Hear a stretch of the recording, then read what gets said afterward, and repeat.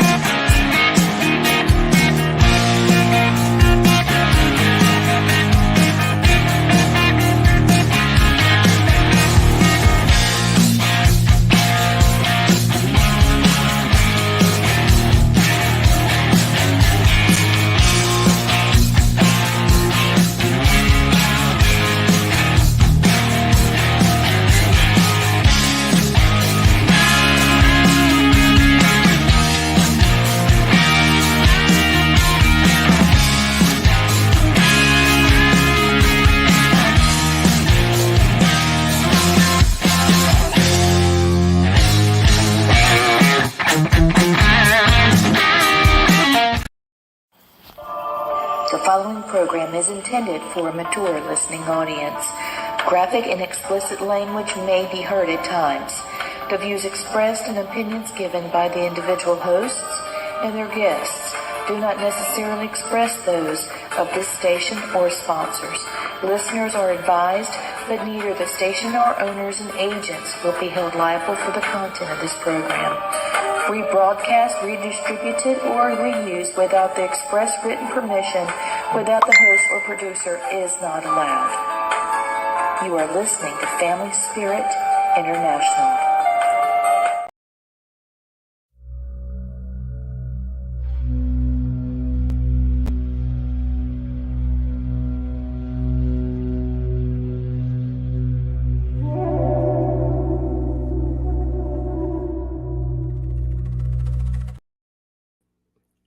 Hey, Blaine, what's up? What's up? What's up? It's Monday night, ready to rock another Family Spirit International. I love it. Yeah. Okay, so I'm going to ask some questions, and they're like funny ghost jokes. Everybody knows I love dad jokes, so here we go. Are you ready? Oh, yeah. Okay, Yeah, so let's do it. What's a ghost's favorite makeup to wear? I don't know. What is his favorite makeup to wear? Mascara.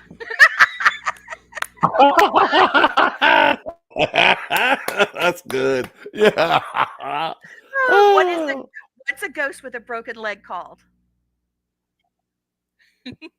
I don't know. What is a ghost with a broken leg called? A hopping goblin.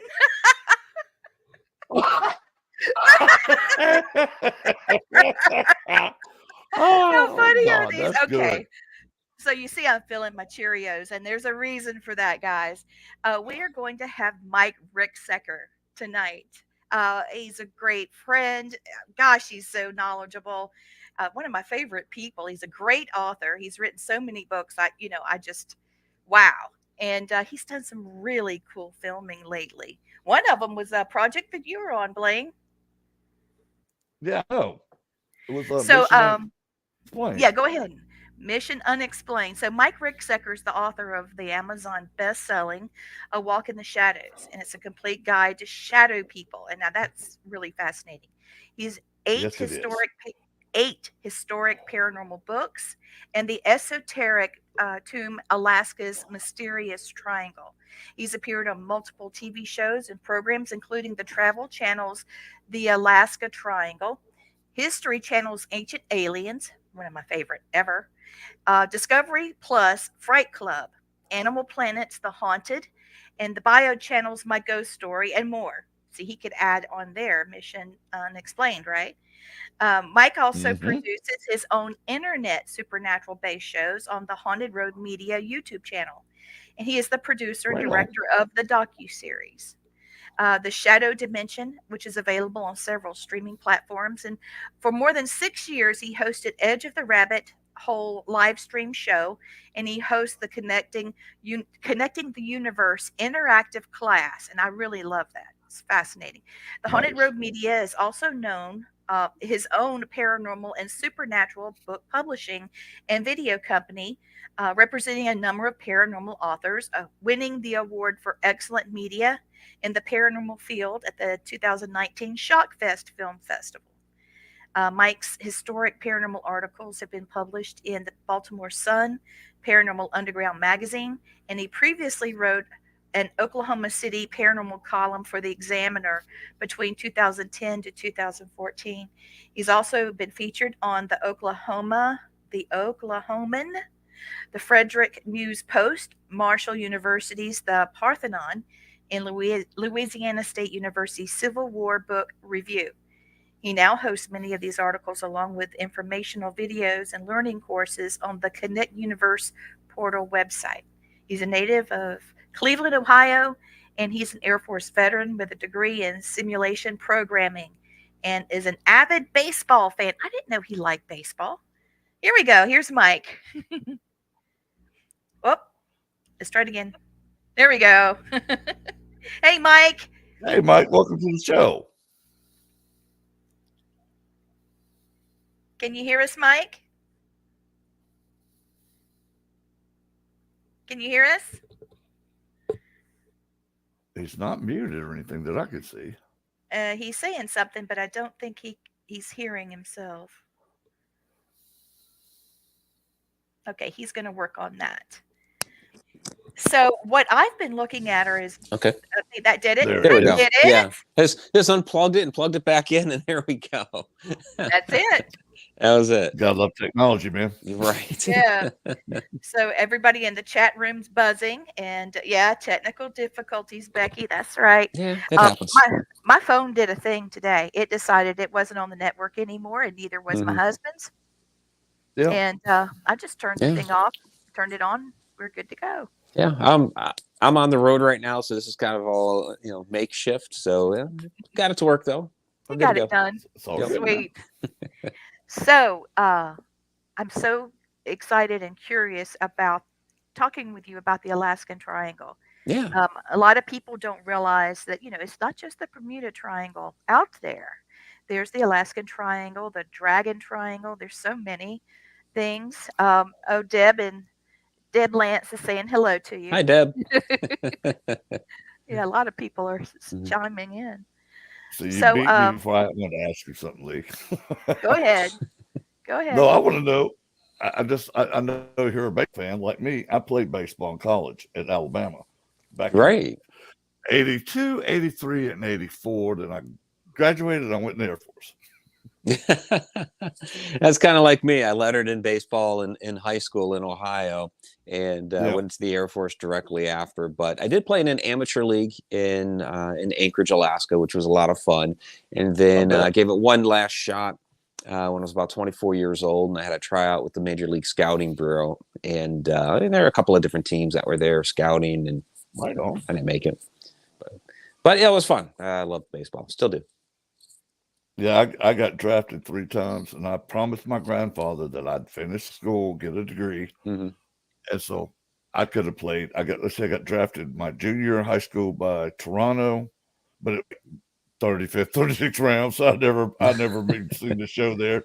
Yeah, my senior year in high school, I got drafted by Milwaukee, and it was still high rounds. Like I think the highest I got in there was like 24th, 25th. Then the next year I got drafted by the Yankees, my first year at Bama. Okay. I hated the Yankees. So I couldn't go play for them. I'm a Red Sox guy. So am I. I'm a Red Sox guy. That'd be hard to play for the Yankees. Yeah, I just could do it. Yeah. I wouldn't play Little League. I wouldn't play Little League on the team called the Yankees. I actually got myself traded because I wasn't playing on that team. Oh, my goodness. All right, let's get on to the triangle of Alaskan Triangle. Yes. Yeah, Alaska Triangle. Yeah, it's absolutely fascinating. Like you were saying, Lee, a lot of people don't realize there are these other triangle areas around the world.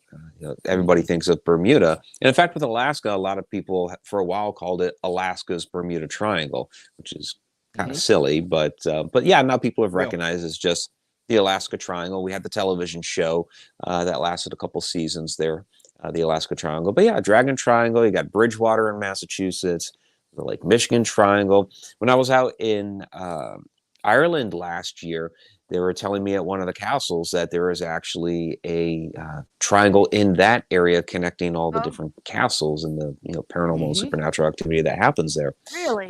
Yeah, yeah. So it's really, really fascinating how you have all these different areas of the world with all of these strange phenomena, high strangeness, that sort of thing that's occurring.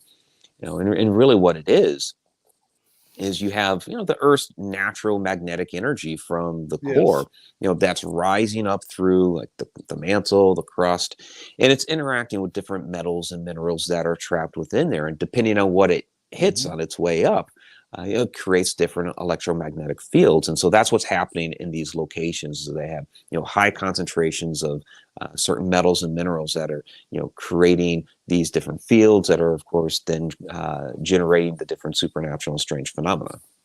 Yeah, and that's exactly what I was about to ask you. You answered it for me. Is a magnetic field affecting these areas? Because I know different parts of the world I've been in that Mhm.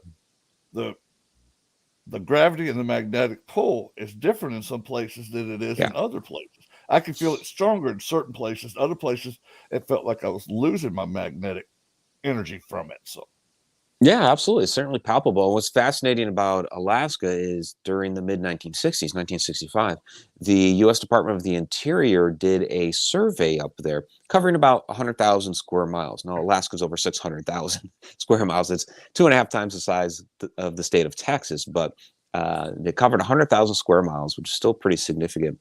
And within that area, they detected what they called 5 different magnetic characters, and within those they detected negative anomalies. So this was an area that they mhm, already knew had some really, really strange electromagnetic activity to it. yeah. You mentioned something about castles Hmm. having these types of activities. I started doing paranormal investigation away from my family. I'd done things with my family off and on, but being able to investigate away from my family in an independent manner with new friends, I was in France Hmm. and I did an investigation at Versailles. And Oh, nice. I've talked to people, about this, but I'm telling you, I was going down the hall of mirrors and Hmm. I had like a time slip. I don't know. All of a sudden, I saw people dancing and people were walking by me, Hmm. and I smelled them first because they didn't have deodorant and things, and I'd smell bo and flowers, bo and Lee, flowers. you needed to tell me this story about 3 or 4 months ago before I was prepared with my latest book, Travels Through Time, because I cover at the very beginning of the time slips chapter, the Really? Versailles time slip with What? Eleanor Jourdain and Annie Moberly from the Hmm. late 1800s. Yeah, absolutely. Oh, I So didn't Yep. know that. I've been talking yeah. about this now for God, I was there in '87, Oh and, wow. I Okay. talked about this when I first met you, but I just didn't think anybody would believe me. I, I it, talk I about mean, it, we people roll first their met eyes. what 12 years ago or something like Yeah, that. So yeah, that would have slipped my mind since then. yeah. But yeah, it's a big part of my new book, Travels Through Time, is talking about the time slip phenomena, and I'm not surprised there at Versailles because that experience has happened before. Yeah, so I'll have to add that to the second Hmm. edition whenever that Oh, comes out. yeah, if you think about it, I'll be Hmm. glad to tell you more, but, the bed Marie Antoinette's bed looked like a toddler bed. Oh yeah, they were a little Yeah. So shorter back then. tiny, so tiny, and, it looked like there were, people that were cleaning up and running around, buzzing around with Yeah. food and drinks and stuff, and then all of a sudden it was gone. But I blinked my eyes several times, like you do when you see a shadow person, Hmm. thinking, okay, this is going to go away, and it didn't go Yeah. away. So, Oh, that's fascinating. Okay, well, we will talk some more about that for sure. okay, I'm just glad that it happened to someone else. That I would. Hmm. It happened again at Normandy Beach too, Oh, really? and What'd you see at Normandy? you had that happen too. Yes. The reason I went to Normandy, my grandfather was in the invasion of Oh, Normandy. yeah, I went. Plus, I'm military, so I went and honored. All the ones that gave the sure. ultimate sacrifice there, and it was weird because it was like the beach was clear, but all of a sudden you hear the Yeah. boats coming. You hear the fire. You hear the Germans behind you firing firing coming from the boats, and then the water turned red. Oh As wow. quick as it turned red, it was back, just blue water Yeah. again. And she's right. At Versailles, um, Oh, you I had that got happen too, didn't you? yeah, oh yeah. With Versailles, it was like you could hear like old timey music, like from medieval times, like when they Hmm. Marie Antoinette was there, and like you said, there was people scuffling with food, and it's like nobody down the halls, nobody. But Mm. I think it's me and one other person that was in there, and they didn't see nothing. So I but that's was pretty interesting. I was with a team of people, but when that happened, I didn't see anybody else around me. No. And I was in the Hmm. Hall of Mirrors, and everybody was dancing. I could see the sway of the dresses and everything.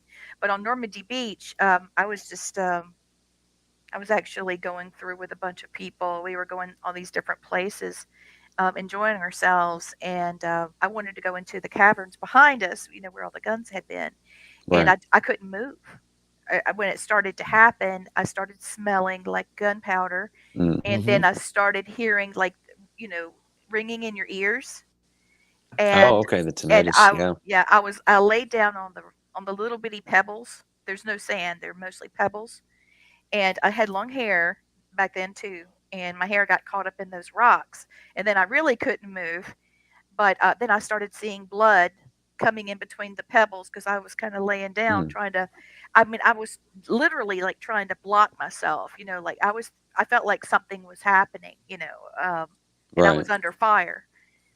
And then when I saw the blood coming around, I did feel like somebody pushed through me, like when you're on a subway and somebody hits you, and that kind of thing. I felt that, but now that I think about it, I wonder if I got shot, that kind of thing. It's possible. I mean, you could have actually channeled somebody's personal energy from that time frame. When these time Yep. slips happen, I mean, it's all resonance, energy, vibration, and you have two moments in time that are basically resonating at the same frequency for just a moment. So it makes sense, especially with you, Lee, that you would tap into somebody's personal energy from that moment as the moment is resonating into your moment in time. When I went to the Deep South Paracomic-Con last year, we're going this weekend, so it's been just about a year. We went to a civilian marksmanship program, the CMP, that's near, where was the Paracon last year, Blaine? You know what I'm talking about. It's near Talladega. Last year it The, was down yeah, in yeah. it's in Alabama. Anyway, so there we Okay. were, and I wanted to get a weapon. I wanted to get, and they had a bunch of these that had been remodeled and refurbished and things, and M1 Grands.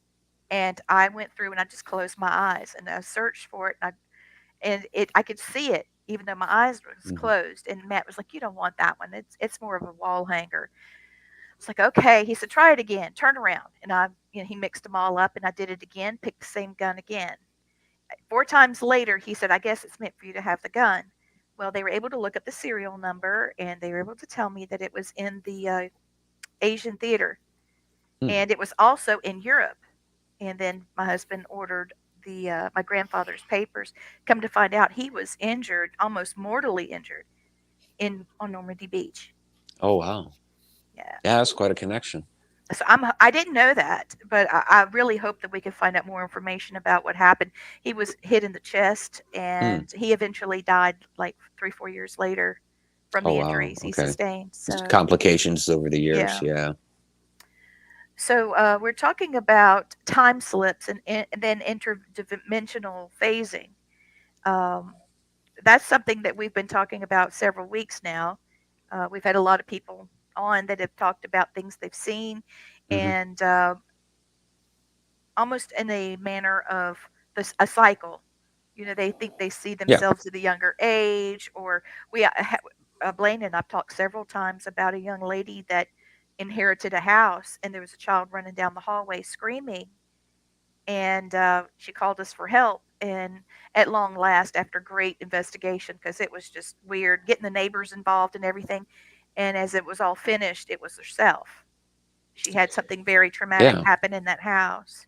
So is that how that works? I mean, time slips, or What's the It difference certainly between? can. Like a really interesting story that was relayed to me a couple years ago when I was on a different show was a young man when he was a child. He had walked into the kitchen. He saw what he thought at the time was a tall, dark, hooded figure, and scared him to death. He ran out of there. So kind of a shadow person type story. But later on, when he was older, he was in the kitchen at the table making a sandwich. He's wearing a hoodie and turns around and he sees this shorter shadow being walk into the room and then boom, dart right back out.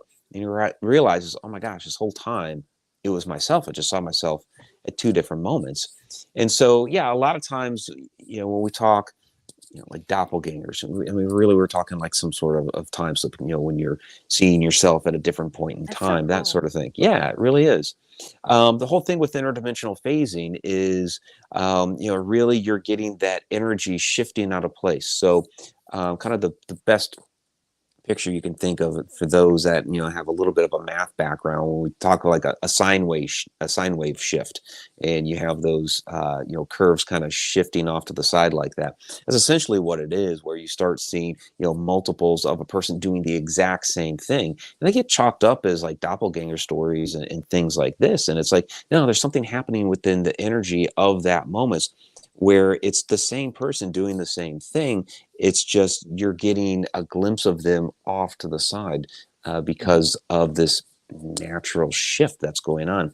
And a lot of times it's just related to that person. There is something about their core energy that is allowing that to happen. And I include, one of the more historical stories of that, of Emily Saget, who is a French school teacher teaching in what is now modern day Latvia.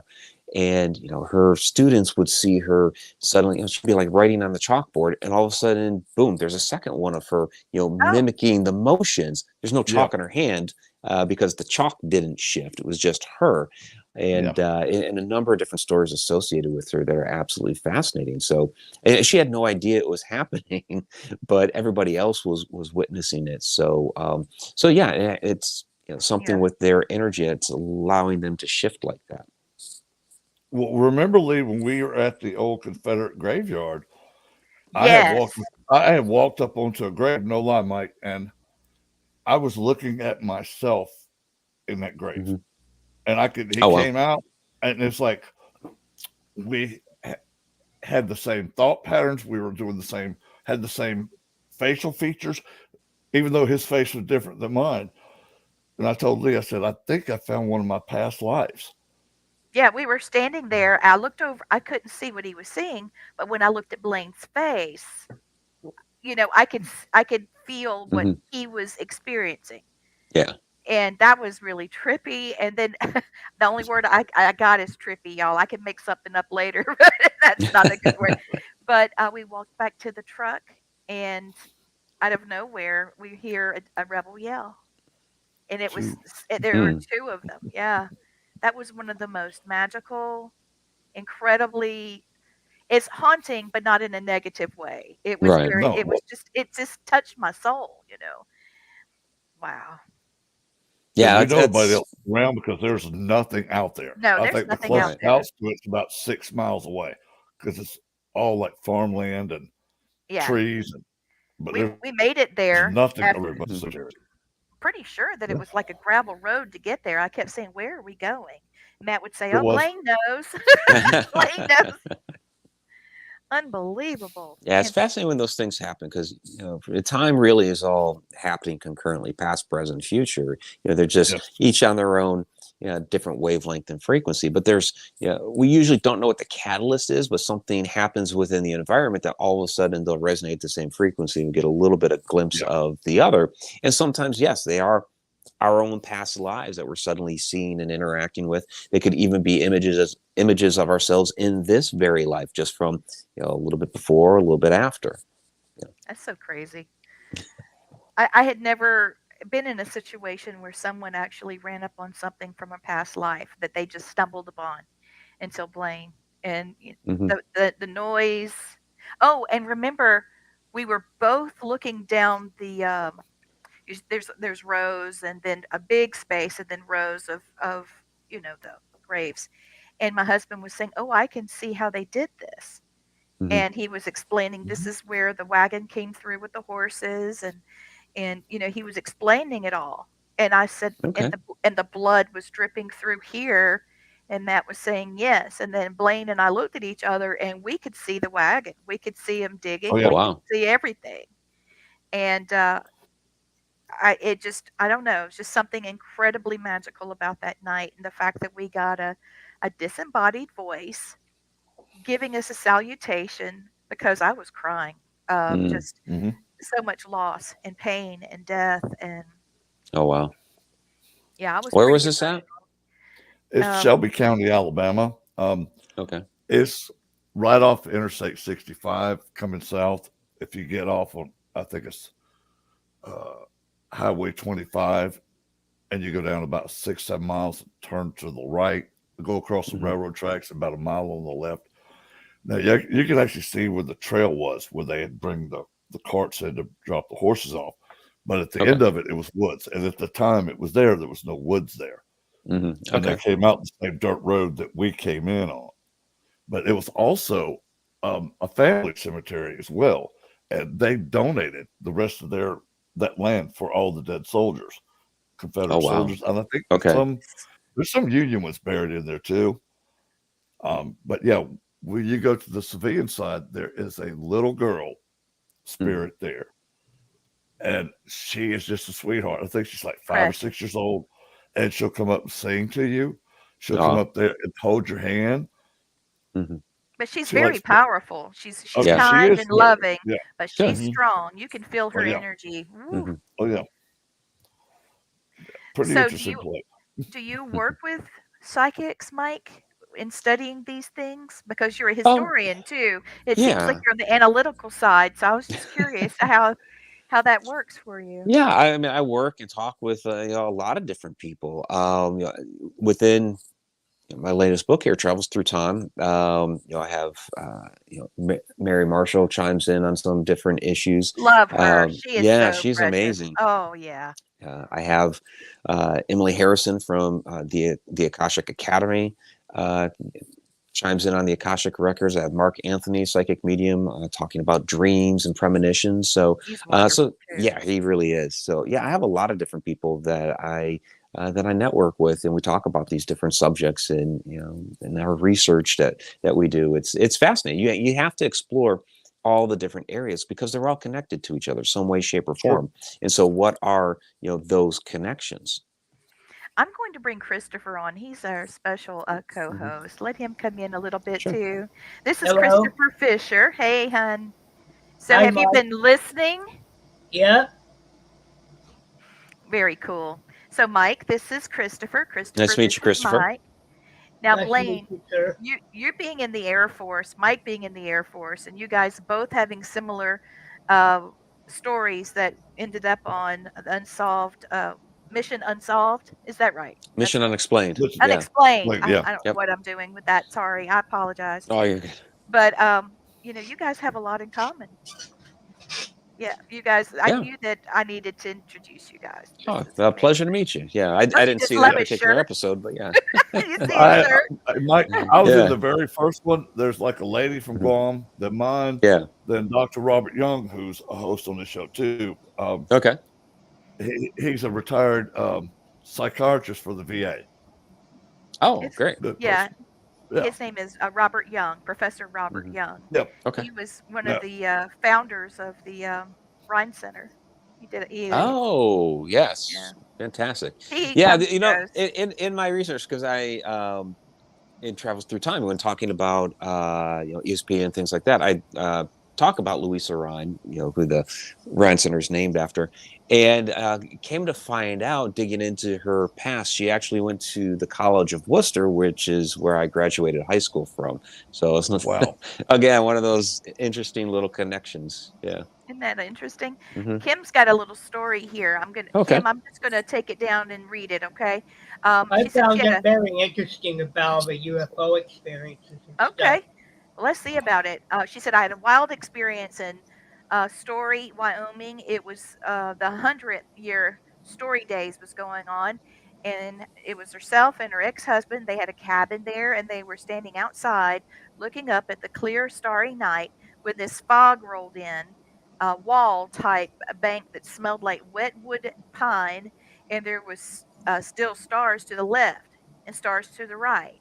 And then this low moving fog bank, it moved out, and there was this man and woman standing in front of them in period clothing. Hmm. And the man had his Oh, arm wow. around her protectively. And then the story kind of went away after that, Kimberly. You might have to post the second part. But how crazy is that? That she had. That's Yeah, insane. that's really fascinating. Yeah, it Very is. interesting. That's crazy. Yeah, Mike, I Wow. want to know how bad they butchered your episode. Oh, Because what I actually talked about wasn't what I talked about. What they had me talking about was like one Iraqi soldier. I'm like, I've seen thousands of those. I actually saw a gent, but they didn't bring that up. Yeah, they had me there for 4 hours. For one, it was a Well, no, 4 hour, yeah, longest interview I've ever had for a television show. thank you. It's like Yeah, usually when I'm doing like ancient aliens or I'm explaining with William Shatner. You're there love for an that hour. man. Boom. I love that yep, man. Oh yeah, Just yeah. saying. Yeah. No, I love the show, and I'm happy to be a part of it. But it's like Yeah, yeah, yeah. you're interviewed for an hour, done. Even like doing multiple episodes of Ancient Aliens on the same day. It's like I got one producer sits down in front of me, interviews for an hour.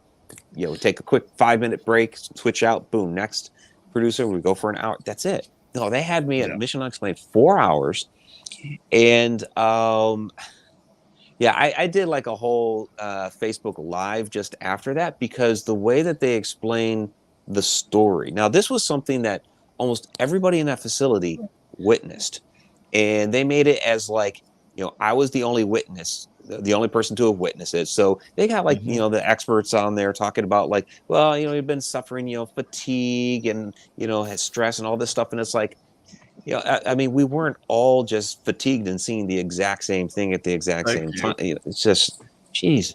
So yeah, I was a bit perturbed by that. In the story that they had with because they briefly mentioned at the end that I presented what I was seeing to my supervisor. No, that was actually like way back when I first got into that facility. I had to wait a year for my security clearance. It came in about 10 months. Got into Hmm. that facility. My supervisor wasn't there for like the first week and a half, 2 weeks, because he was on, I can't remember if it was a TDY or if he was taking leave or whatever it was. Yeah. Um, so he came back, and I'd already seen a couple little things by that point. I was like, okay, something strange going on down here. And we're sitting down in his office that first day that I'm meeting him. We're just chatting, getting to know each other. And I saw something, walk by the door, kind of shadowy, translucent in nature. And he saw that I noticed it. And he just said, yeah, that happens here. It was like, Wow. okay. And then we went on talking, right? Um, but that was like way at the very beginning. And over the next 2 years, there are all kinds of different things that happen. Yeah. We were all kind of whispering about it. It's not like you were taking it up the chain of command because you don't want to find yourself down at mental health and getting your security clearance No. revoked and all that. No. Yeah, but we were all chatting and talking about it. Whenever we would see it, sometimes there'd be a couple of us walking, bunch of cubicles and stuff. Walking toward the little snack area, and all of a sudden something goes by. You're kind of looking at each other like, saw that. And there was a prevailing story about the building. This is the Alaska Command Building, Hello. Elmendorf Air Force Base, and we're in the basement. Oh, in Elmendorf? It's Okay. it's a secure I've probably facility. been in that building. Yeah, I've been in that Probably, building. yeah. Oh, And wow. yeah, and so there was this prevailing story that didn't come from me; it came from the other guys over there, out of the comm center, that came up with this story that the building had once been a hospital, and where we were at Oh. was the morgue, and where we had our like racks for the patch panels and multiplexers and all that had actually been the room where they kept the coolers. So that was a story that I had for 20 something years, right? Well, when Yeah. I did the research for Alaska's Mysterious Triangle for that book, I want to get my facts and stories straight, about, because I'm going to talk about this incident. not incident, but basically all that time down there, 2 years, that we kept seeing these shadows. And so I looked into the history of the building and discover, oh, this building was never actually a hospital. It was built exactly what it was being used for, and that was command. Which, of course, led me to all kinds of questions about why in the world were we seeing shadows down there? Yeah. Yeah. But yeah, so Mission Unexplained, they had a story they were trying to tell, and she grilled me trying to get those pieces, and you saw them play out. Yeah, it's probably the same lady that did mine. But I had a fun experience Probably. there before we started filming. Mm-hmm. I was looking at the sound guy and the two camera guys. I said, "Have y'all ever had your stuff just quit on you before filming?" And the one guy says, "Well, I've been doing this for 45 years. Never happened." And then, like clockwork, the sound guy goes, "You ain't gonna believe this. My soundboard just went out." Then both Oh cameras my went out. gosh. Nice. I was sitting there saying, "I told you it was going to happen. How did you do that?" I said, "I just saw it coming. I thought it was hilarious."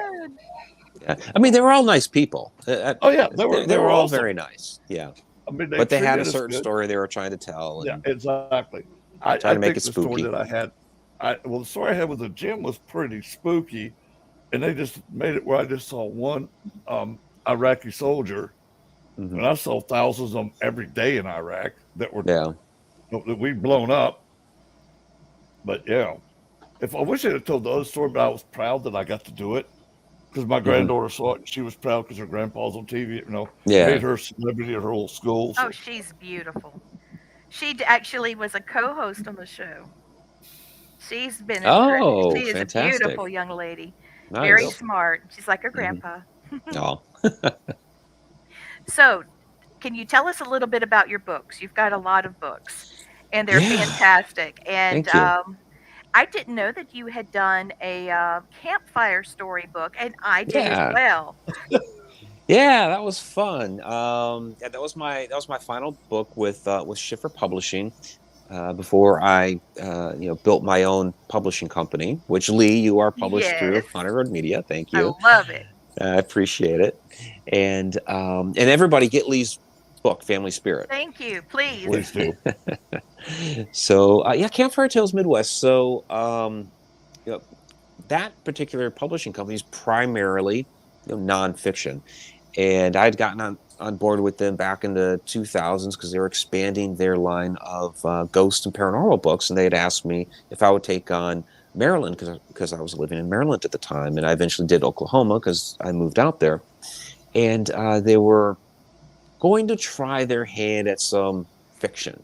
And so Dinah, my editor, had reached out to me, kind of pitched me the idea if I'd be willing to do it because she knew that I came from a fiction background. My first book was a mystery novel, and that's how she found me. Actually, ironically enough, way back in the MySpace days. That's how long ago this was. Oh wow! Yeah. Is that System of the Dead? That was Deadly Air. System of the Dead is the sequel to that. Yeah. Okay, I'm on Amazon, everybody, and just start looking through Mike Ricksecker's books, and they're really cool, Mike. Thank you. Yeah, she had reached out to me. She was like, I know that you're a fiction writer, but I see that you've also written some paranormal short stories, which I had. I had an interest in the paranormal, and would I be willing to do the Maryland book? Yeah, absolutely.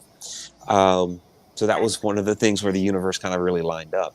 But so she reached out to me about doing the Campfire Tales Midwest book. And yeah, that was a lot of fun because, I it had to be based off of real history and legends, which I did.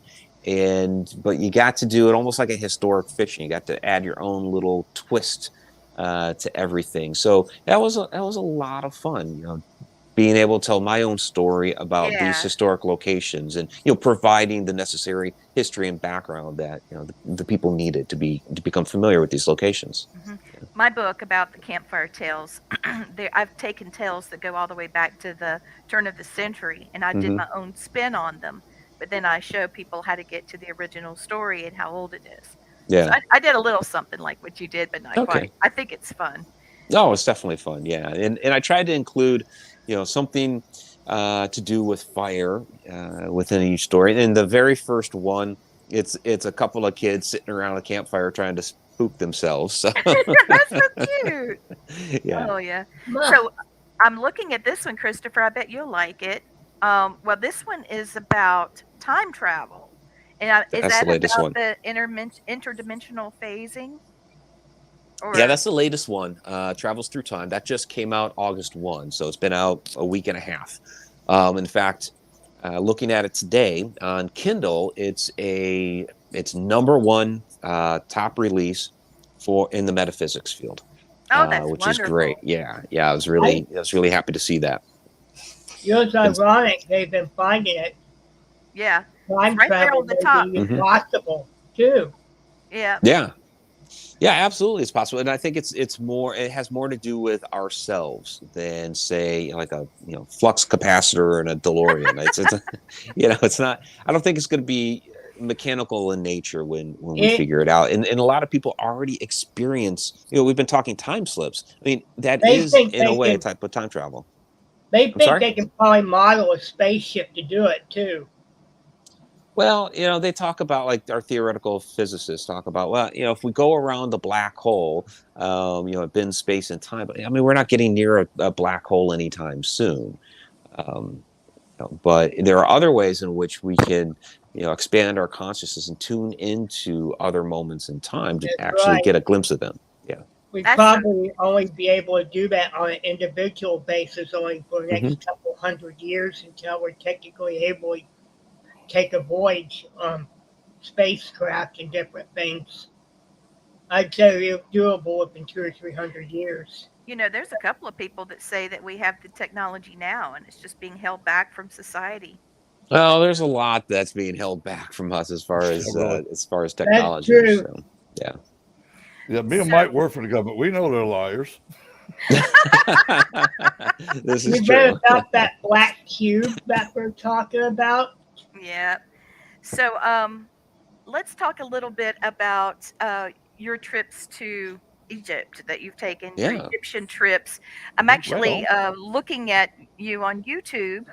I was looking at it before the show. You Yeah. looked at Stargates and Mayans, Ark of the Covenant, and all these things from ancient Hmm. Egypt. So, wow, you can actually take people through on your YouTube channel, Hmm. uh, and take them through a tour, or do they Yeah. just Well, people I could can take go them with in you as person well? as yeah, I could take them in person as Wow. well. We do a yearly tour. So we have the next Stargates of Ancient Egypt tour coming up in April. It's April 17th to the 28th.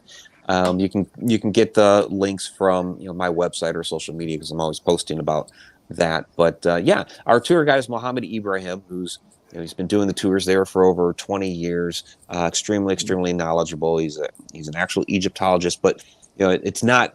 Yeah, we don't tote the narrative, the traditional line that's been forced upon us for all these years. No, we get into the real history and what really happened. And yes, we do find the Stargates are actually all over. They're hidden in plain sight, and Hmm. so our tour focuses on that. And yeah, that's actually the next book in the series. The one after the time travel book here is on the Stargates. Oh, yeah, Right that on. was my next question. You read Hmm. my mind. Wow, that's going to be fantastic. Your books are just Yeah. getting better and better and better. So April's asking, do you ever meet or know Rob Sibka? Just curious. Um, Not familiar. No. I don't recognize that name either. Mm-mm. And James Sorry. Cunningham, JC, he is saying hello from the Wizard of Odd Fellow Oddities and Haunted Items. He has a haunted museum of all these haunted objects. Hmm. And he's going to be at the Deep South Paracomic Con Oh, this great. weekend. So, doing a shameless plug there about the There you go. about the event. It's going to be great. I mean, I Yeah. wish you could come. So, what Paracons do you have coming up, Mike? I have Michigan Paracon coming up in just over a week. Oh, So, wow. yeah, that's August 24th through the 26th. But they have a special pre-party on that Wednesday night, and we have a small panel, paranormal panel during that pre-party that I'm part of, and then I'm speaking on the 24th at 1 p.m. I'll be talking on time travel and all that. And then I'm at Phenomicon in Vernal, Utah on that is September 6th through the 9th. And that night of the 6th is a film festival, and we'll be running a couple of episodes of my series, The Shadow Dimension, which Oh, people yeah. can find on Tubi TV and Roku channel. Oh, you're on Roku. Okay. Yeah. We are too. So everybody watching, please find Mike on Roku and enjoy all of his episodes. He's very knowledgeable and educational. I keep I looking try. at it.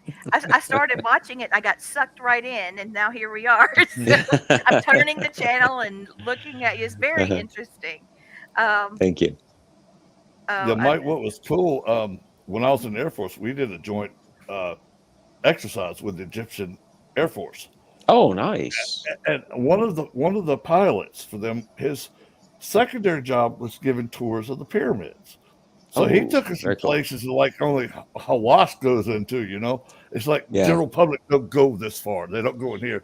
And he gave us Mhm. like you said, the real history of Yep. what everything was there.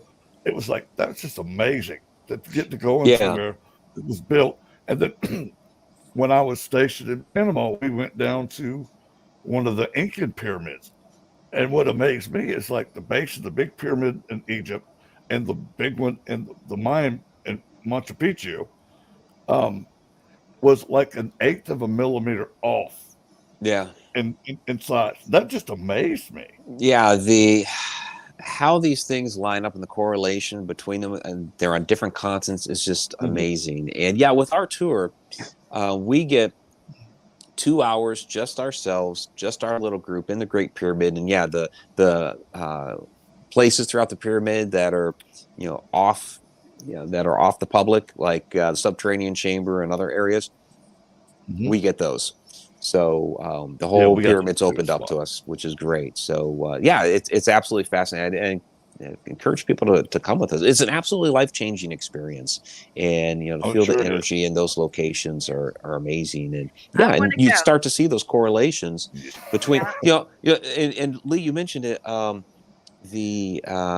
the one particular video there talking about Stargates, Mayans, and the Ark of the Covenant. That's Elephantine Island. That is part of the tour, and there's a Stargate on the top of the hill. There's an old temple up there. The Mayans, the one temple that's there, that's pretty much intact. In the one particular hall, there's a frieze at the top, and there's this guy in a Mayan headdress, and you're like, what in the world is this doing here? Yeah, it's a depiction of somebody in a Mayan headdress. And then directly below that temple, Elephantine Island was, if you believe the idea that the Ark of the Covenant made its way down to Ethiopia, Elephantine Island is where the Ark would have stayed for 400 years. And there's a cave temple underneath where it is supposed to have stayed. Now, some people believe that the Ark of the Covenant is actually still there on Elephantine Island. Really? So yeah, there's a lot of interesting history and legends and things like that. But you're like, okay, there's a Stargate at the top of the hill. You got a Mayan that's right here. Emma's conjecture that some people think it's at St. Mary's Chapel in Ethiopia. So there's a lot of theories on where it's at. Right, at Axum. Yeah, a lot of people think it's there in Axum. Yeah. So I asked if anyone had questions, and JC wants to know, have you ever been to Bohemian Grove to see the Grand Gate?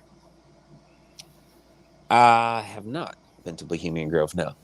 Okay, so maybe we'll make us a bucket list. All right. Personally, I want to I've been to a lot of places, but there's a lot of places I still need to get to. Now, this will probably tickle Blaine's fancy too. I know that you go to Ireland, and you've done some tours there. Okay, have you ever had a fairy experience or known someone that's had anything to do with fairies? I love me some fairies. Yeah, it's interesting. So it's interesting. I have seen them, but I did not see them while I was in Ireland. But I said we went through an area and like day one that we essentially called the fairy woods because it was just absolutely beautiful. It's like if there are any fairies that we're going to encounter in Ireland, it's going to be here because it was just this really lush forest, greenery. It was absolutely beautiful. So we called it the fairy forest.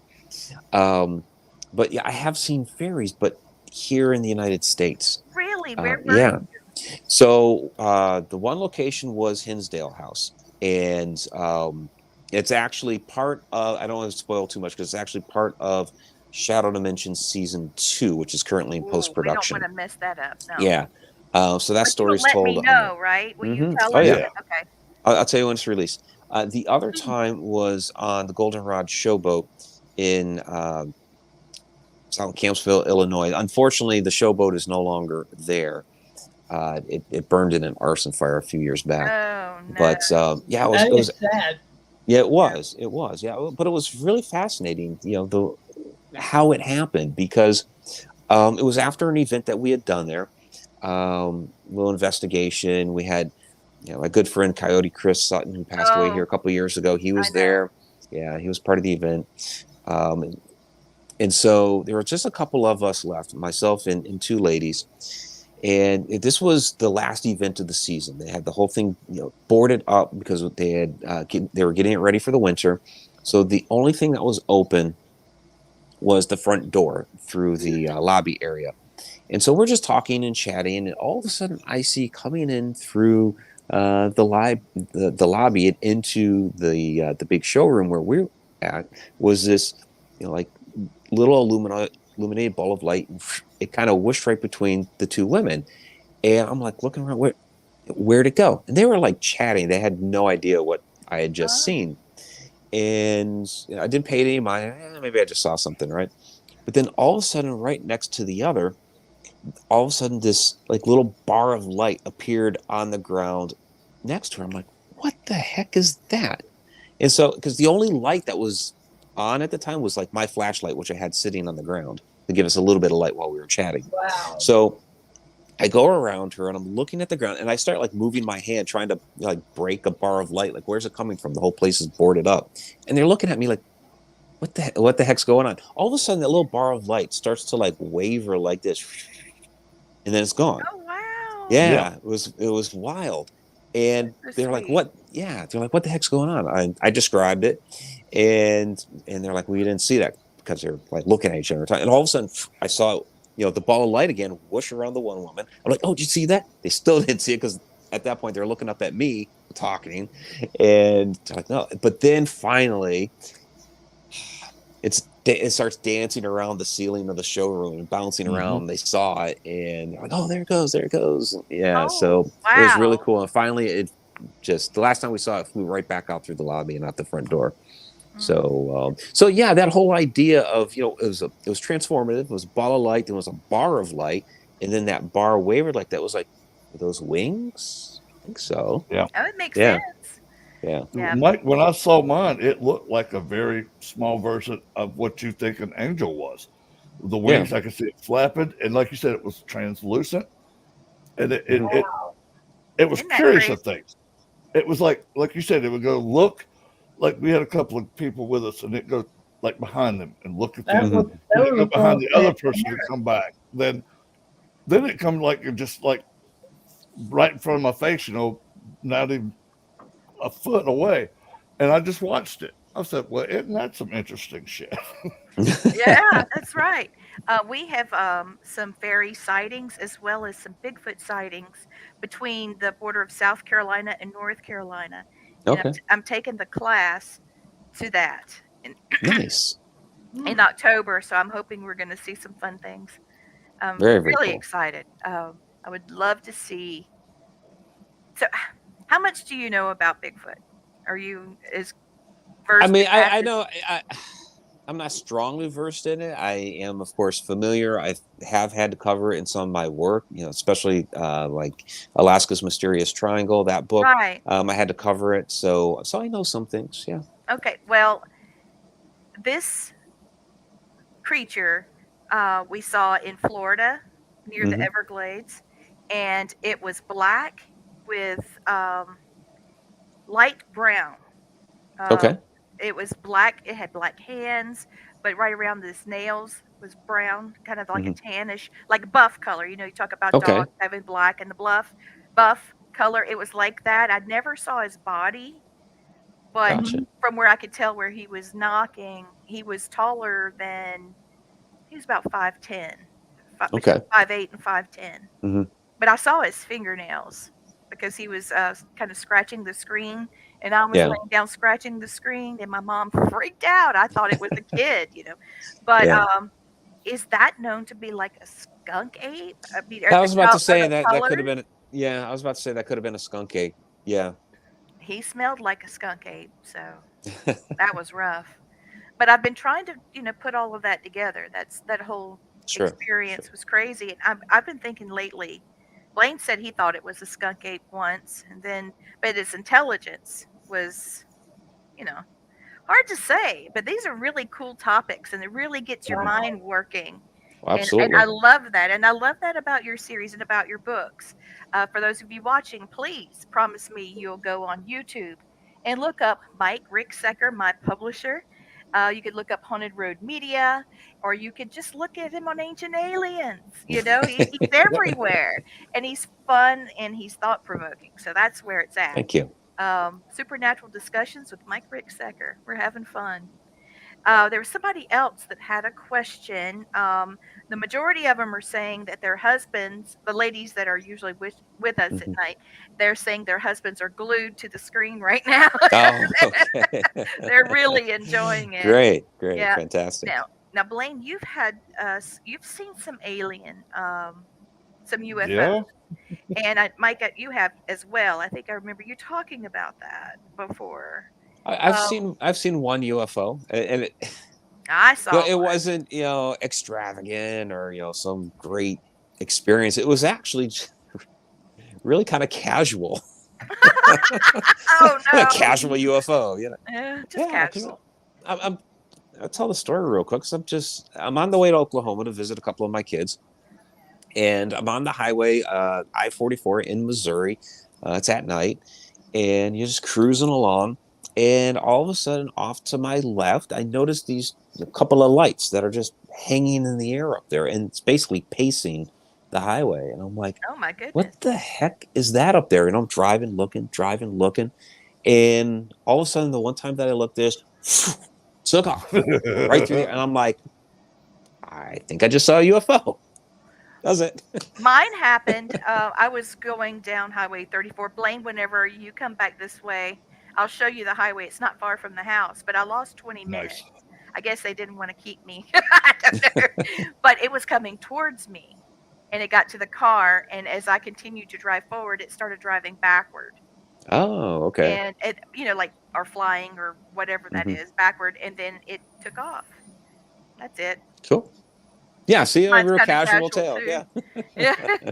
I Yeah, was sometimes they're not like big and glorious where things hovering over your head for, an hour and abducting you and all that. Yeah, sometimes you're just like, oh, there it is. Yeah.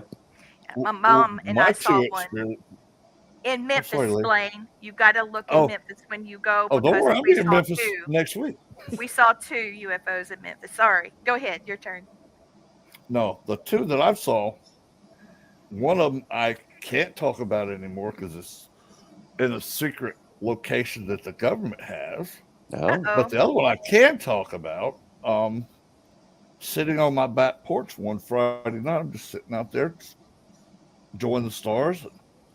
I watched this thing come down, and it was probably about 100 foot over the house behind me. And they were communicating with me. They said, "We came to you because we felt your energy." I'm like, Hmm. okay. And I wasn't scared. And I was like, okay, if they're going to abduct me, no, I don't do anal probes. So Blaine. Jeez. no, but they just sit there and have a conversation for about Hey. 15, 20 minutes. And then Yeah.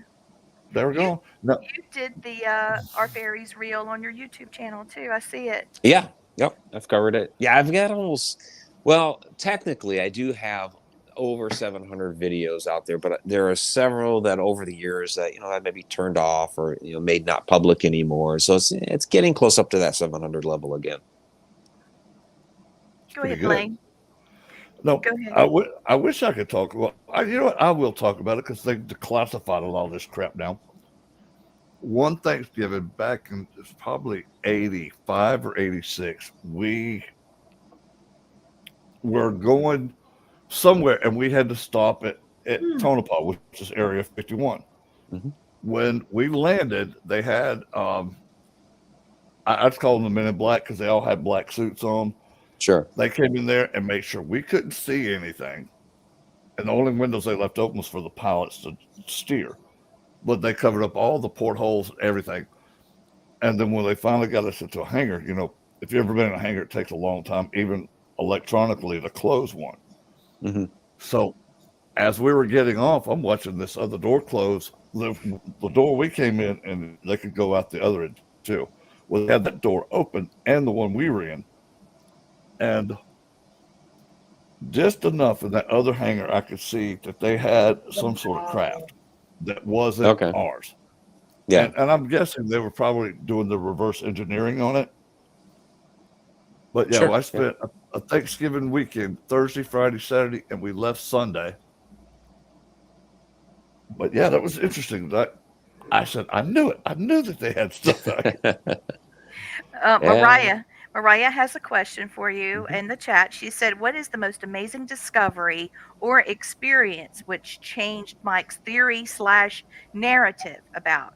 And then she mentioned elementals or something like that. I mean, that's a tough question because I've had so many things over the years that I've experienced. I'll say this. So, you know, my very first significant paranormal experience was with the shadow person. And, you know, I've had a lot of experiences with shadows over the years. I'm just, you know, my energy is tuned into them. And so for a long time, you know, I thought, okay, you know, we had human spirits were human spirits, shadows were shadows, you know, other things were other things. So I was like very compartmentalized, right?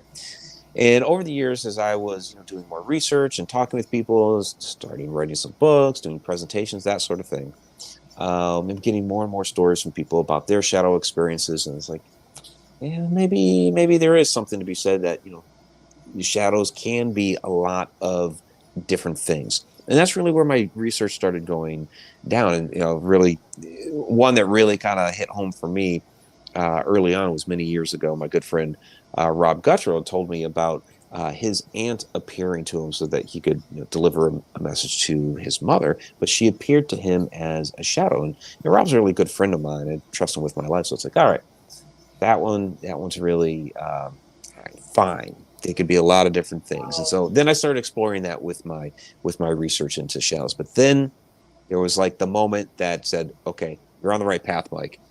And that was at Mineral Springs Hotel, Alton, Illinois. One of my favorite haunted location, my favorite haunted historic location. And you know, we had running an event earlier that day with a paranormal investigation afterward. And as we're upstairs in the corner suite, which the abandoned part of the hotel, it's called Pearl's room because there's a confirmed suicide there, and a lot of people have seen her get EVPs, that sort of thing. So we're doing an EVP session up there. There's just a handful of us left, and all of a sudden, as we're doing this EVP session, I hear some noises coming from out in the hall. So I was like, okay, I'm gonna go check it out. And so I'm looking down the hall, and all of a sudden I see this black smoke billowing up. I'm like, oh, there, fire, you know, sniffing. No, there's no fire. You know, I don't smell smoke, but I see it. It starts coming closer and closer. It started doing something very unusual. As it was coming closer, started creeping up the wall on the right-hand side. It creeped back down and creeped back up. All the while, it was coming closer and closer. All the rest of the people had joined me by then. Oh, yeah. And all of a sudden, one of these times that it crept up that wall on the right-hand side, it morphed into the apparition of a little girl. And so there's 5 of us there that are like, come closer, trying to coax the little girl closer. And so she ended up stopping right at this doorway to this room where a lot of people over the years had talked about seeing a little girl in that room or interacting with a little girl in that room. So there were things like, you know, trigger objects like teddy bears and toys and things like that in that room. And here it was, we actually saw her, and she wouldn't come any closer to us beyond that door. And what was fascinating was that, you know, a lot of us saw her in different ways too. So like I saw her fully formed from her head down to about her knees, and she dissipated away. Others saw her fully formed at the feet and then started to dissipate away at the head. So this was like a lot of things for me in one here. You know, one, okay, here now we have it. You know, definite confirmation that had some sort of shadow form morphed into the apparition of a little girl. So some of these shadows are actually human spirits. The other thing was, the way that we see, this supernatural activity. Everybody resonates at a little bit of a different frequency. Human bodies anywhere between 9 to 16 hertz. Well, these entities are also resonating at their own frequency. So this is why we kind of see them a little. I didn't You'd be standing realize right next. that lower Oh, no. frequency. Hold on, Yeah, Chris. Yeah. yeah. So you can be standing right next to somebody. They see something you don't, or vice versa, Yeah. or you see it a little differently, and that's because of this resonance. And there it was, right in front of us. So there was a lot that happened in just those couple minutes. Yeah. Now, That's a Mike, lot.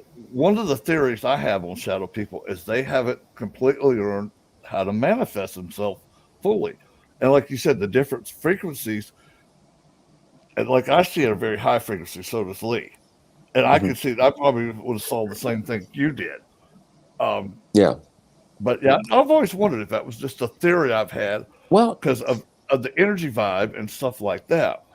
yeah, when it comes to shadows, I mean, it really depends on what the shadow is. In this particular case, it happened to be the spirit of the little girl.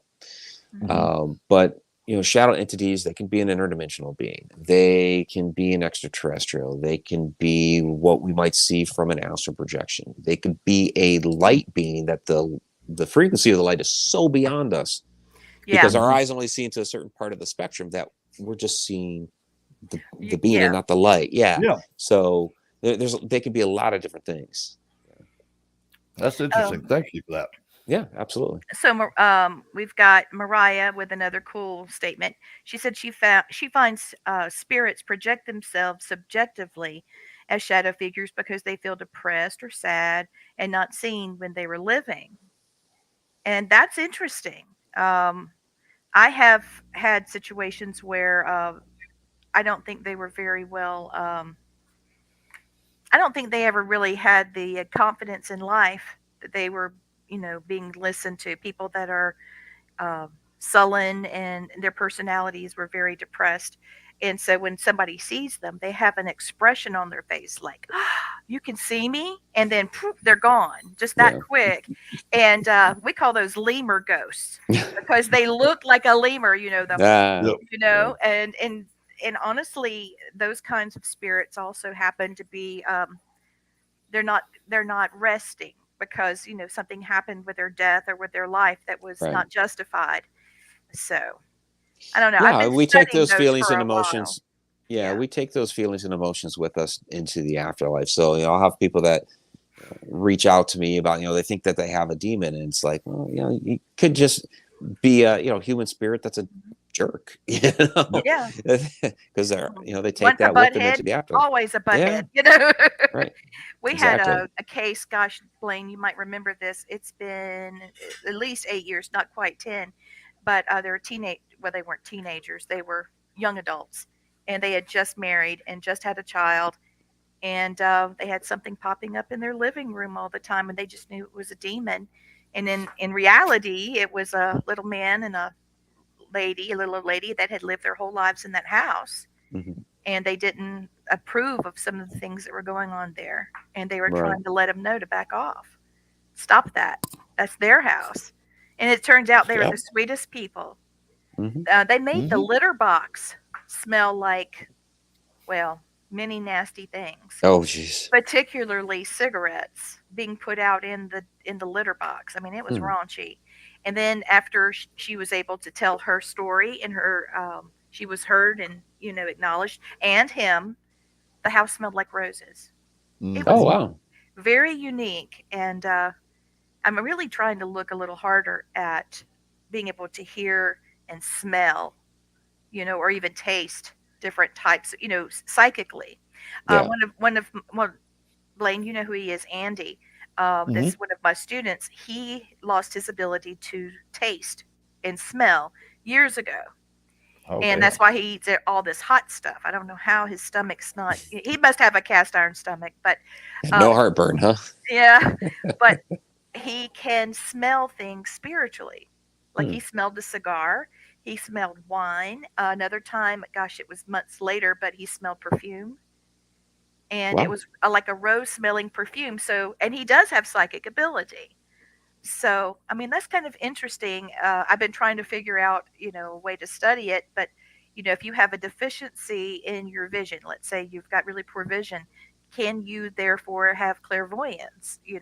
Does it offset itself in your spiritual abilities? Because everybody Right. has some type of spirit ability.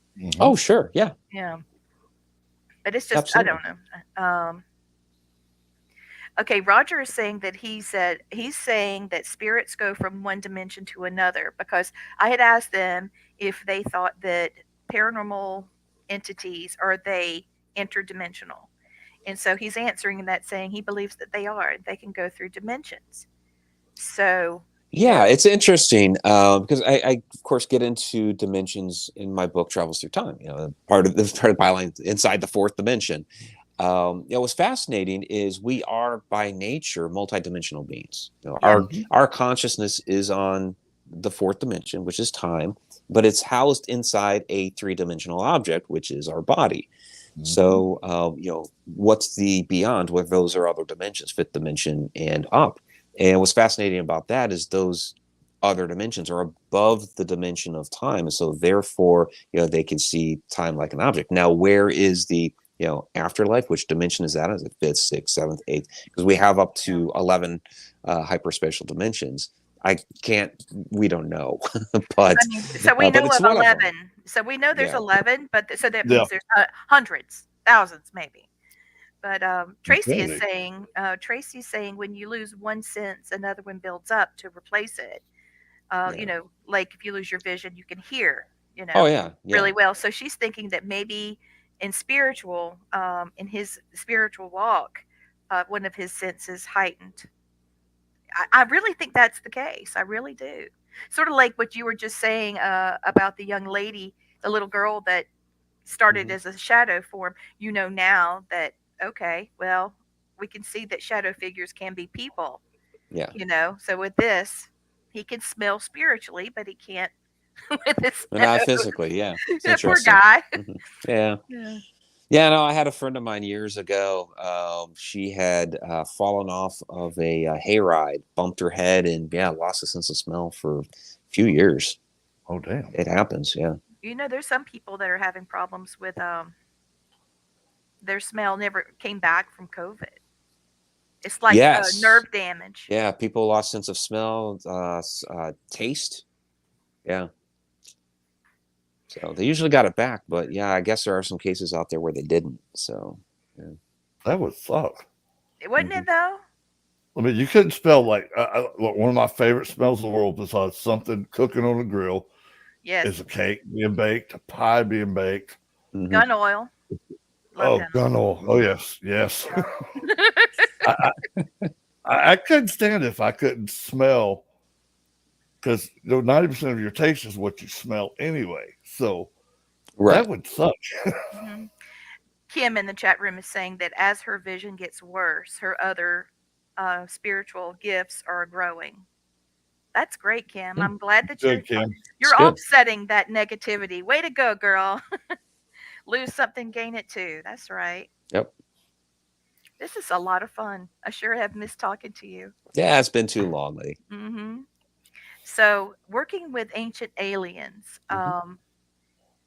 So is it just like doing your other interviews on television, where there's the green screen and these things? And do they give you information up front, or are they giving you a topic? I mean, because you Yeah, can. yeah. It's not just we're gonna throw you down in a chair and we're just gonna surprise you. Mhm. Yeah, Yeah, because there's that's what specific. happened to me on a couple of shows.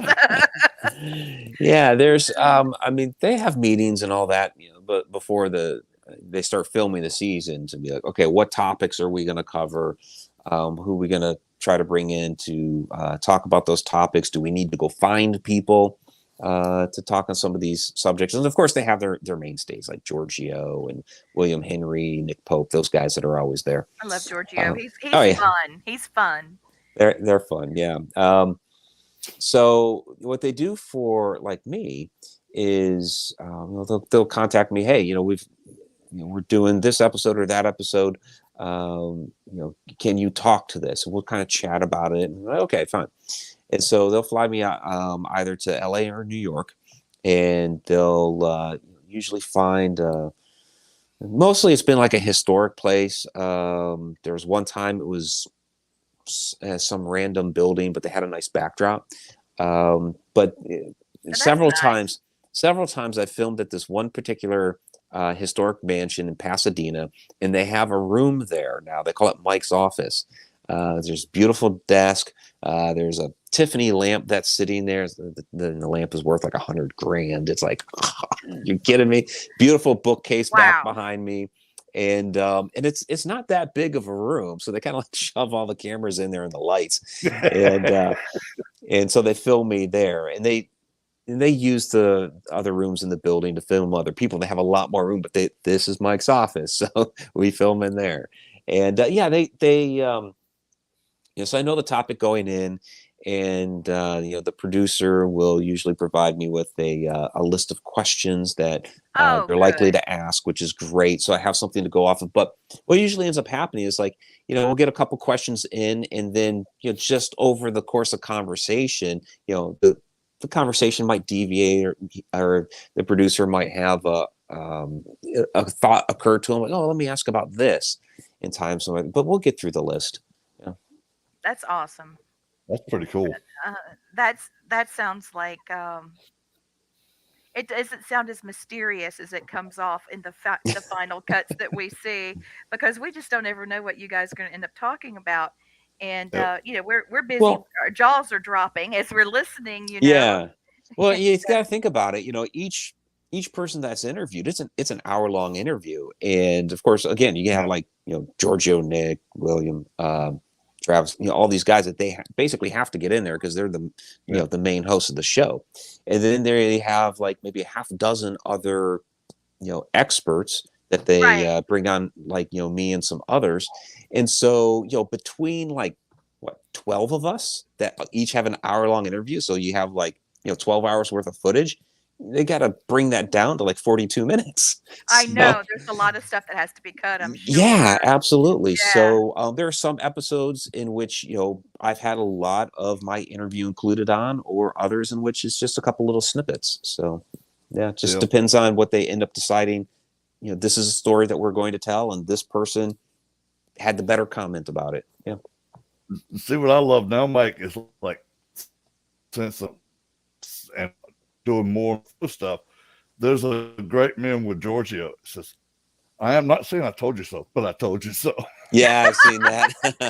It's I great. just love He that. even Yeah. reposted that. My He other, Did he? reposted that. Yeah. yeah, yeah, I thought it was hilarious. He, he's Always used to he be. loves that I'm not stuff. saying it's aliens, but it's aliens. I thought it was Yeah. just hilarious. It was a take on that. Yeah. Oh, Yeah. he's a Yeah, good it's sport pretty about good. all that stuff. Yeah. No, Oh and yeah, I love it because it was great marketing on his part. With the hair and all that stuff, That because was you know genius. it was genius, because Mhm. especially early on, most people didn't know who the other guys on the show were, but they all knew yeah. Giorgio because of the hair. Mhm. Yeah. Yeah. I called him the Hell, our hair guy nickname. for the longest time. Yeah. Oh, Yeah. Yeah. our The nickname Exactly. dude for with him. the hair. Our nickname for him used to be Captain Hair. Then he got promoted. Now it's Major Hair. Major hair. At least it's not Major Pain. He's a nice guy. Yeah. No, my wife, Yeah. my wife gave that name. Well, she loves Giorgio. I love his show, Hmm. and then I always Yeah. get to see David Childers on there. I've read every one of Yeah. his David books. Childers. Yep. Oh, and Van Doniken. I think I read Chariots of the Gods when I was in like Cheers to the gods. Oh first yeah. grade, I love Ariel. I way can't back say in the his last 70s. name. Ariel Bar Sadok. Yeah. He is The just Jewish rabbi. enchanting. Yeah. Yeah, when he speaks, Oh it's yeah, like, Hmm. everybody slams on brakes. Beautiful. Beautiful. Um, yeah, we've got a lot of people still. They were just talking about the senses, and how they, their psychic abilities, as other senses are diminishing, Mhm. how spiritually they are growing. Yep. Something that Blaine and I've been talking with Jeff Leeper about is his idea. We were discussing people that have some sort of I haven't. Let me start over because I'm talking out of both ends. I'm getting all excited because I love this idea. Um, Creating a paranormal team of people that have sensory deficiencies of some kind. Someone that's blind, someone that may not be able to walk, that's going to need a wheelchair. They could do hotels, they could do hospitals. There's a lot of places they could go in outside even. Mm-hmm. But the idea would be to have a demonologist with them and their nurse, and see if, I mean, imagine someone that is so used to relying on their hearing, listening to EVPs. Yeah. They're going to hear and feel things differently Oh, than sure. the rest of us. Mm-hmm. And I would stay glued to the TV on that one. No joke. I would Yeah, love it's that. definitely an interesting concept. That's great idea. But having someone that can spiritually defend them and someone else that can physically take care of them and make sure everybody's signed off, that they can Right. do it. But I think it's great. Blaine and I were chatting it up, and both of us were trying to think of ways that we could, contribute to that project. As maybe they could start a video chat and we could tell them where they're going and give them some tips. I just think it would be great because it's long past time, way overdue. Oh, certainly. For Yeah. people that are that have some type of physical handicap, being able to get into paranormal locations. That's way I past. agree. It's fun. Oh, Tracy says she has a friend that's autistic that investigates. Now that's great. So do I. Yeah. Yeah, I have a student that is, and he is one of the best investigators I have. Mm-hmm. He really is, because he does it the same way. He's like a machine. Yeah, The very same way. meticulous. Very Yes. meticulous. It's great. Yeah, Yeah. you need that. Yep. And could take a picture. If something is happening, he will make a photo of it. Mm-hmm. Things that we can't remember, he's got a picture of it. So he let me know, he does have psychic ability too. The next time I go to Memphis, Blaine, that I'm going to have a paranormal incident, he said. So I'm waiting to see what that may be, because he brought me some postcards that are very old, very vintage of Memphis. My mind is just all over the place. I love to think creatively and analytically, because so few people can be expressive analytical. Yeah. So let's see. James is saying that he has flown many flights wearing modified night vision test goggles and seeing spirits of the past. Shoulders sitting in the Huey seat. Neck. Oh my lord! Having a spirit in the seat beside you. He teaches, by the way. JC teaches, and he's the one that has the Haunted Object Museum. Oh, okay. And he teaches flying through the military.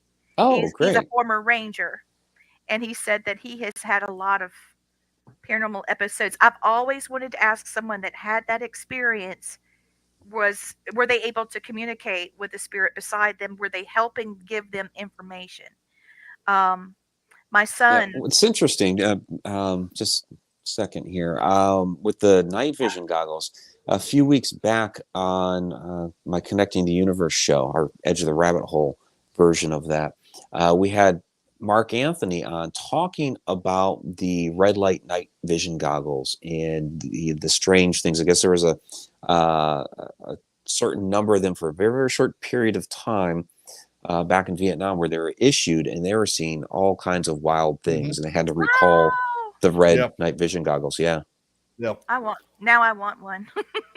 Yeah, my dad talked about when he flew Hueys and Nom. He said he didn't like them because they'd see more stuff that they didn't want to see. They saw enough. He said, I don't need to see no more, especially stuff that ain't there. But he'd tell me all the time that he'd see like spirits of soldiers that have died in the helicopter, trying to get them back, get them saved. Yeah, he's JC is saying Doors the that have same been shot. thing. Yeah. He's saying the same thing, Blaine. He's echoing exactly what you're saying about your dad. Wow. That about telling them to bank real fast and then something happened. I didn't know your dad flew Hueys, Blaine. Yeah. We've been friends all this time, and I'm still learning about your brother. Very cool. And James has the red dot night vision. Okay, great. He's bringing it this weekend. Is he? Okay, cool. Cool. I'm bringing my cheap brother. I got a night vision camera at a thrift store the other day. They didn't know what it was. Oh, wow. $35. Oh boy. Anyway, So Rich is saying that he wants to tell us about his experiences in Iraq with those goggles on. So Tracy's been talking on the show off and on tonight, and she said her husband is an Iraqi veteran, and he had some things happen with those goggles on. Oh, wow. Very Okay. cool. You Well, that's guys. mine. Oh yeah. Oh, okay. Yep. That was one of my wife's Christmas presents. I've played with it like 4 times, and it works very good. And it does record too, so it's nice. Okay, I'm Good. going to pull a card for you, Mike. Just one. These are Okay. my shamanic medicine cards, and Blaine and I love these because they're so spot on. Oh God, yes. Spot on, aren't they? Oh, what a night. Let's see.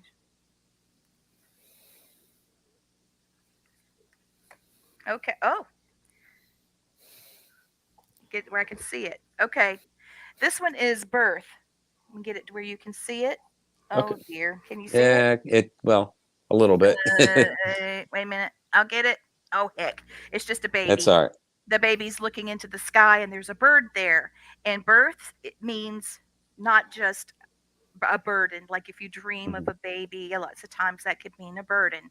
That's not what Yeah. this is. This means renewal. You're going to have a renewal of energy, of creativity, of passion.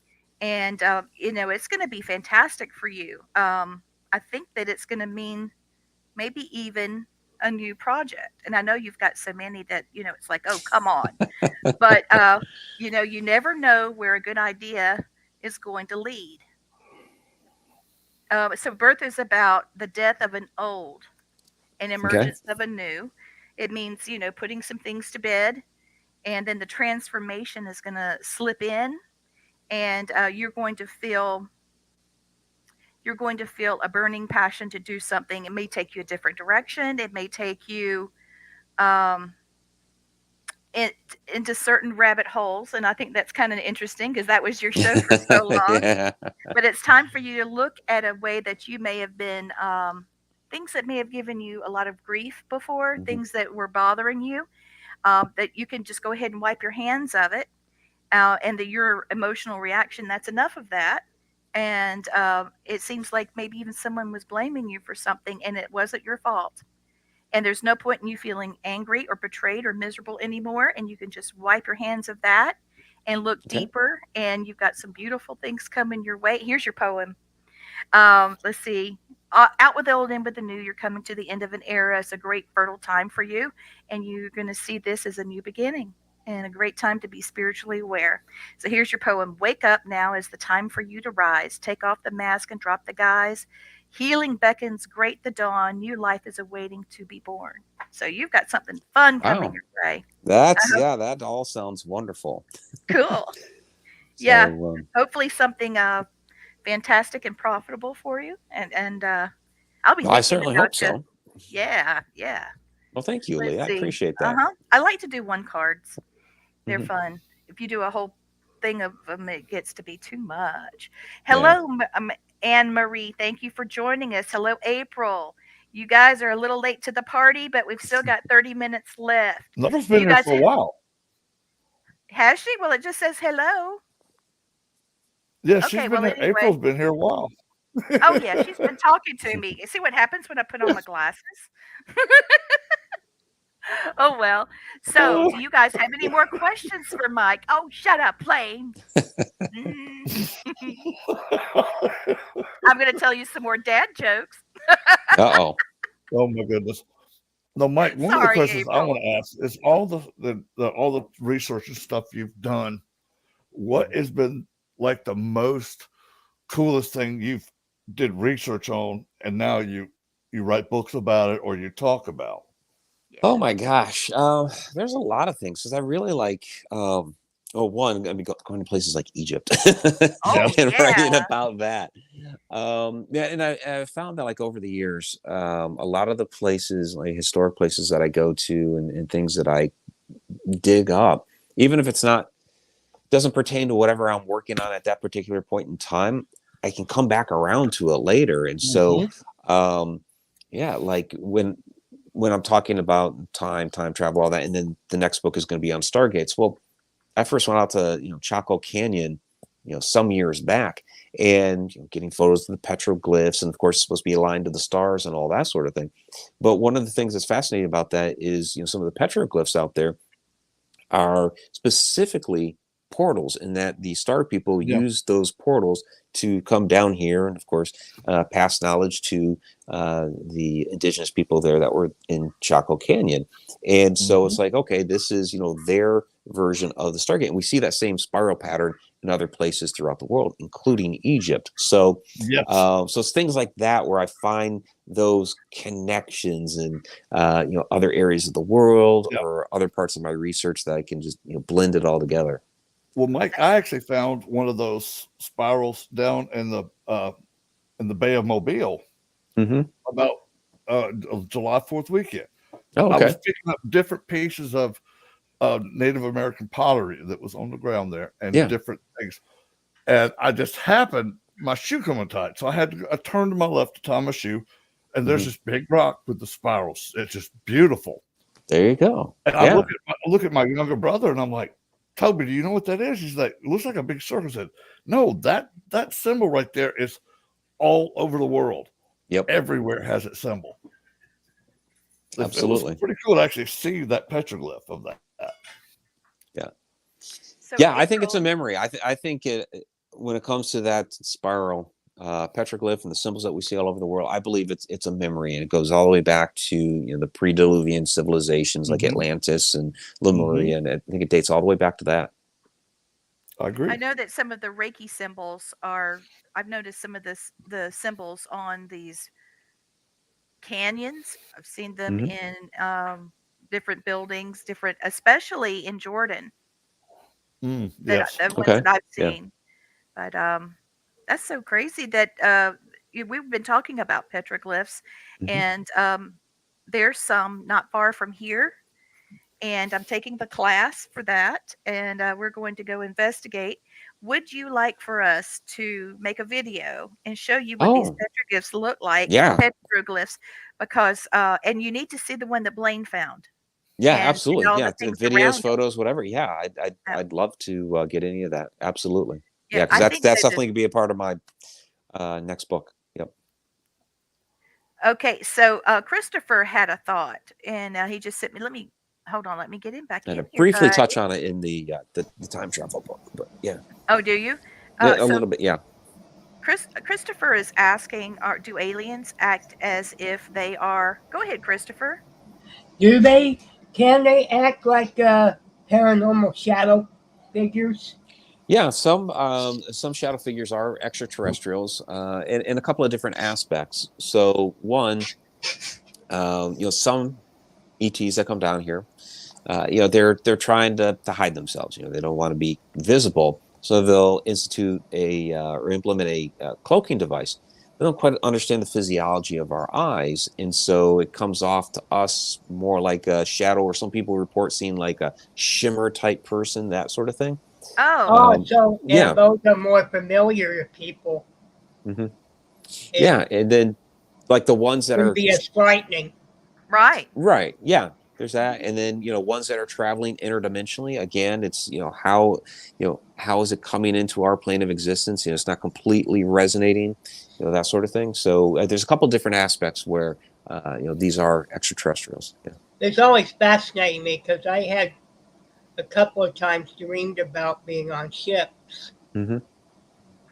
Not very often, most of the time, they're paranormal related. Okay. But it was always, that fascinated me. Yeah, there's definitely a relationship between the two. Yep. In the book that you published for me, the first Mhm. story I wrote about is called the Man in Blue, and I describe him as it looked like glitter in a snow globe, not the Yeah, snow, but the glitter. Now I'm wondering if he was an alien. it's possible. Yeah, I mean, without Because being able to go back and, of course, yeah. investigate again. Yeah, but it makes you But wonder. Yeah. what Christopher was just saying is that, your eyes can't see, he was saying something hmm about what you can take in.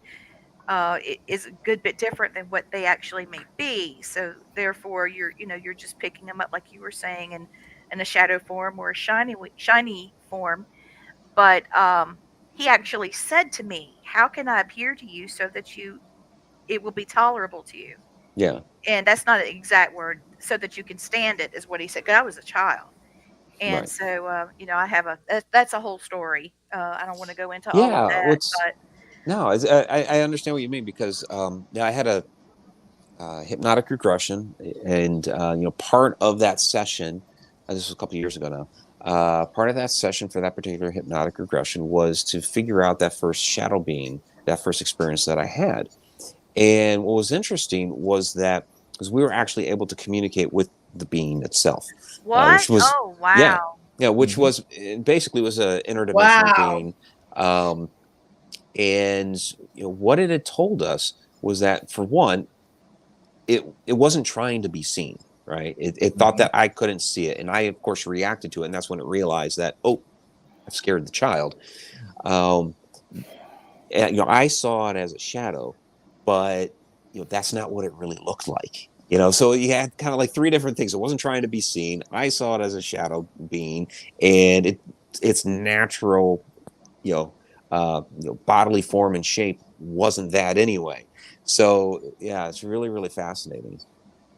That's cool. I'd really like Yeah. to That read is more cool. about that. Is it in one of your books?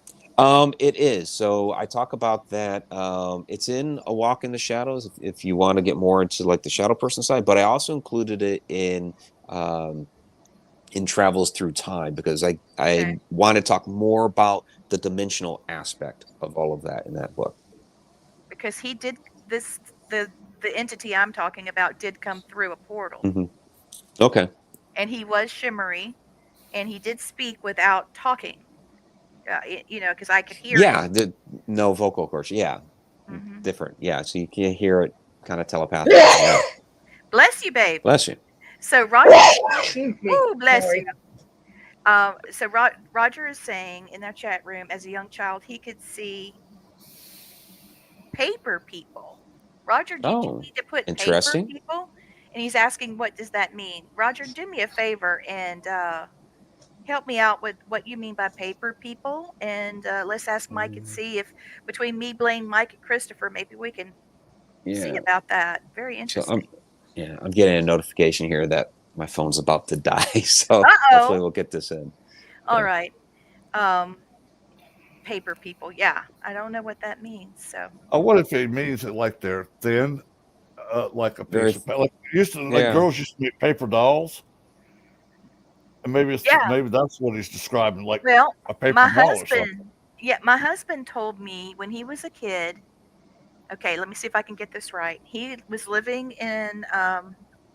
He just moved into a house he loved, and he said that he looked over and he saw it looked like a man, but he was flat.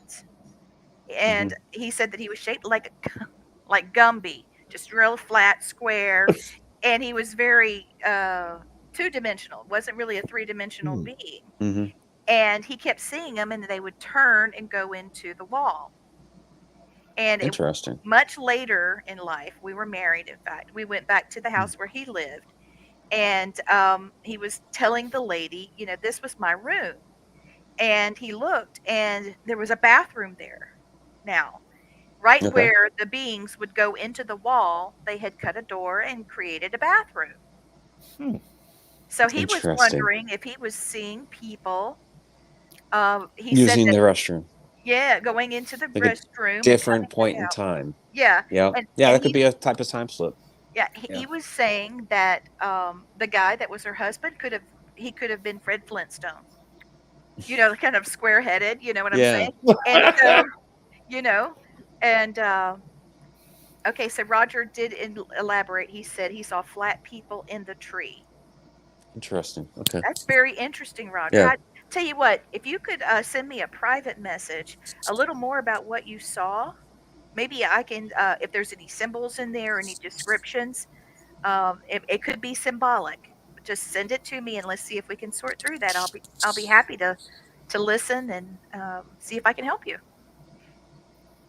Oh, wow. So April is saying the shadow person I saw in Washington was accompanied by a crow that slammed into the glass sliding door at the same time at the same day. Oh wow.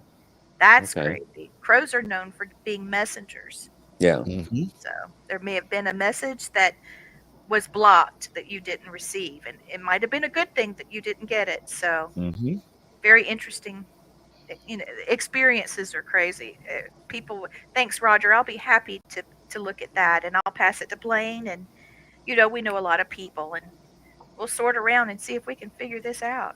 You got my I attention. know. I Then, haven't got to see the flat people. I've got to see the paper people. Yeah, I've seen every other spirit form, but not the paper people. I'm Matt said he disappointed. didn't think it was a person. He said Yeah.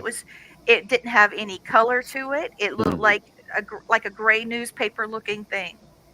Interesting. And then he saw the guy going into the restroom and coming back out. He turned around. He said, "Oh my God, did I see an idea?" Because he said that was his hallway, and he'd read his book Hmm. in his bed, and that was his view. And he'd see this thing kind of coming down the hallway, and this guy had a problem with his hip, so he kind of did that little wobble, and Interesting. Yeah, it sounds like a variation on a time slip, is what it sounds like. Yeah. Yeah, it does. Something that it's a I just picked up on is the different dimensions. I'm wondering if some dimensions they're not in 3D or 4D. Maybe they're only in 2D. That's why they're coming through as flat people.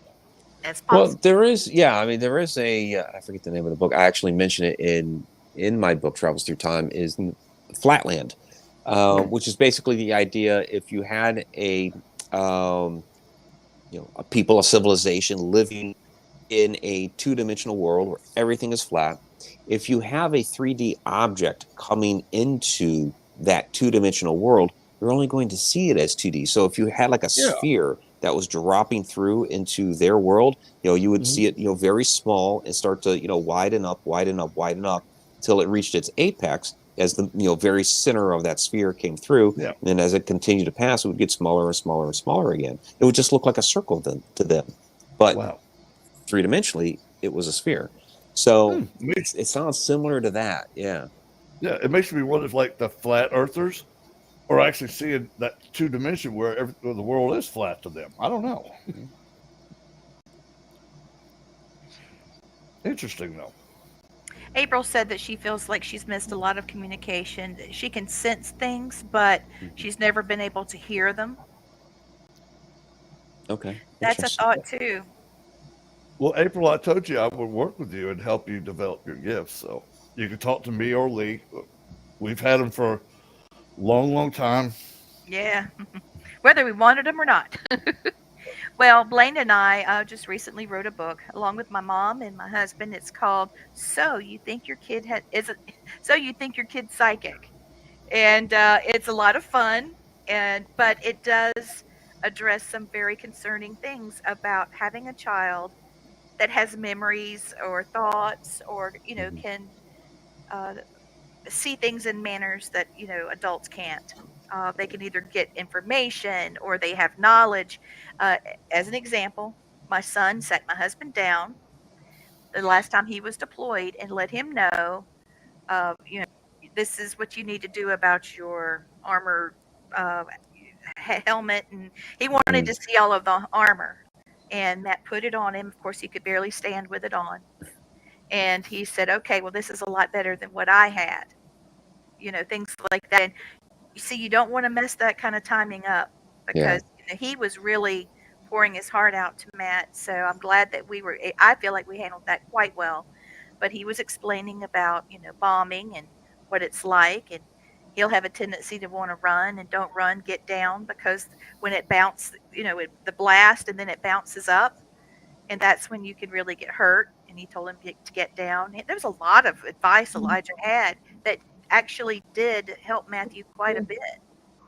So, um, you know, either you turn it away and tell him it doesn't exist, or you enjoy it and get the benefit from it. Mike, if you Well, need to, yeah, I think I probably should because I don't want to get cut off mid-sentence here. But yeah, yeah, that sounds good. yeah. Well, I tell you what, I'm going to go ahead and do the Native American blessing. I hope your phone will, Okay. stay open, and Mhm. then Blaine and I'll close the show after you, are able to go.